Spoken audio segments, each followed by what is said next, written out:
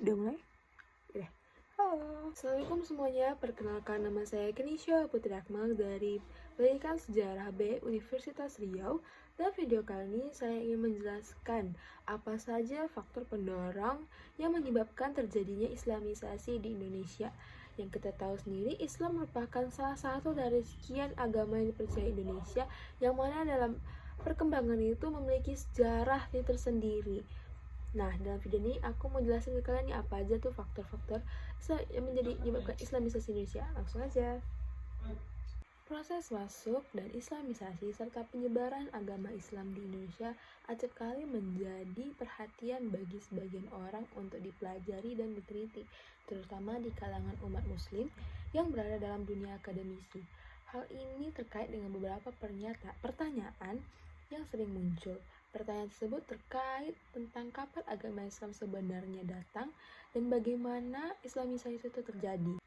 Berbicara terkait pengertian dari Islamisasi, Islamisasi merupakan proses konversi masyarakat menjadi Islam.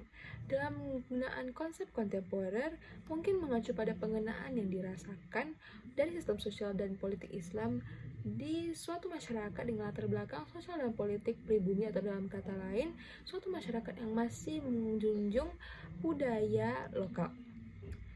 Nah, dalam konteks Indonesia, Islamisasi mulai sejak abad ke-14. Menurut pertakaan Nurcholish, Islamisasi massal terjadi di Indonesia pada abad ke-9 Hijriah yang didukung oleh kemunculan kekuatan politik Islam dengan berdirinya berbagai kesultanan Islam seperti Kesultanan Aceh Darussalam, Malaka, Demak, Cirebon, dan Ternate.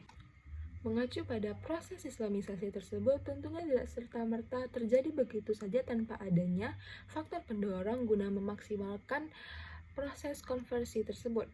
Nah, di Indonesia sendiri terdapat sejumlah faktor pendorong yang akan saya jelaskan sebagai berikut. Berdasarkan buku Sejarah Peradaban Islam yang mengutip dari Chandra Sasmita, mengatakan bahwa penyebaran Islam di Indonesia dilakukan dengan cara damai, yang mana Islamisasi tersebut didorong oleh 6 faktor pendorong. Di antaranya adalah faktor perdagangan.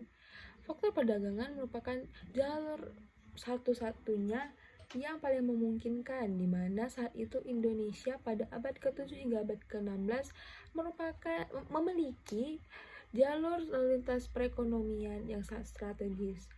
Hal ini yang dimanfaatkan oleh sejumlah pihak dari Arab sana untuk berpindah ke Indonesia dan menyebarkan agamanya.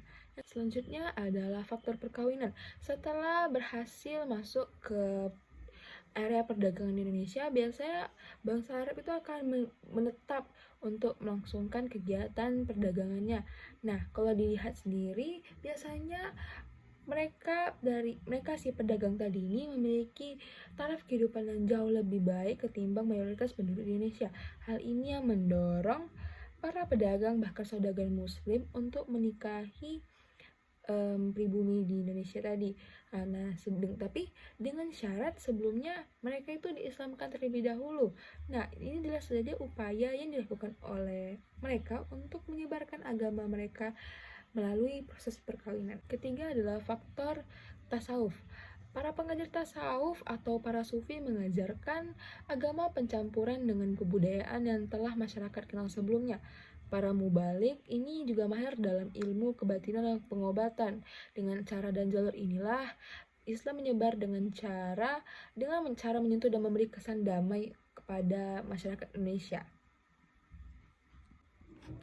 Faktor keempat adalah pendidikan. Nah, di Islam sendiri, model pendidikan yang sering ditawarkan dan masih saat ini dijalankan di Indonesia sendiri adalah model pendidikan pesantren. Dalam penyebaran agama Islam juga dilakukan melalui jalur pendidikan, yaitu pesantren, meskipun dalam arti yang lebih sederhana. Di pesantren atau pondok, para kiai dan guru mengajar dan menyebarkan ajaran Islam.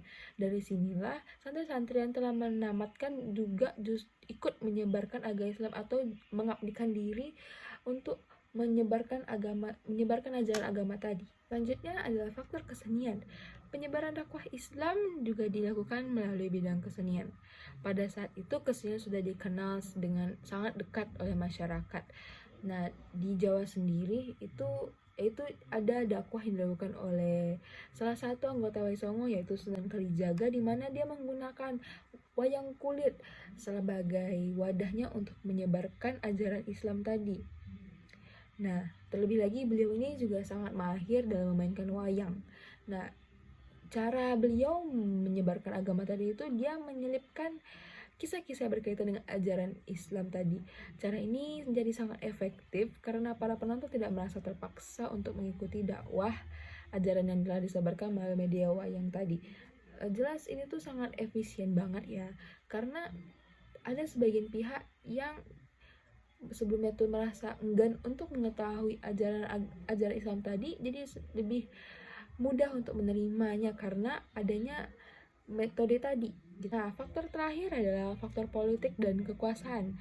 Di beberapa kepulauan misalnya di Maluku dan Sulawesi, kebanyakan para penduduk itu masuk Islam setelah raja yang memeluk agama Islam. Nah, seperti kita tahu itu tuh sebelumnya daerah itu tuh kan adanya kerajaan Hindu Buddha ya, terus akhirnya berganti menjadi Kesultanan Islam.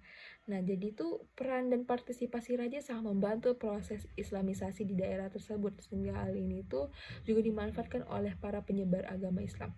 Nah, masih dalam buku yang tadi juga, Sejarah Peradaban Islam, itu dijelaskan juga beberapa faktor tambahan seperti mereka para penyebar agama Islam tadi itu selalu bisa membantu hubungan baik antara para saudagar membawa ajaran Islam dengan pemerintah penguasa setempat. Selanjutnya, para saudagar tidak pernah mencampuri urusan politik. Nah, ini tuh jelas sebagai strategi mereka mungkin ya gitu. Terus yang ketiga itu para saudagar muslim lebih dahulu mempraktekkan ajaran Islam pada dirinya sendiri dalam interaksi ketika berinteraksi dengan masyarakat. Jadi secara langsung dia tuh ketika berinteraksi dengan masyarakat Indonesia, dia itu langsung memperlihatkan bagaimana Islam itu di lingkungan masyarakat. Yang keempat, tidak ada proses secara paksaan dalam dakwah dan untuk menerima agama Islam, dimana sebelumnya tadi dijelaskan kalau konsep dari penyebaran ini dilakukan secara damai tanpa adanya paksaan. Oke, berakhir sudah penjelasan saya terkait faktor pendorong dari proses Islamisasi yang terjadi di Indonesia. Lebih kurang saya mohon maaf, saya tutup. Assalamualaikum warahmatullahi wabarakatuh.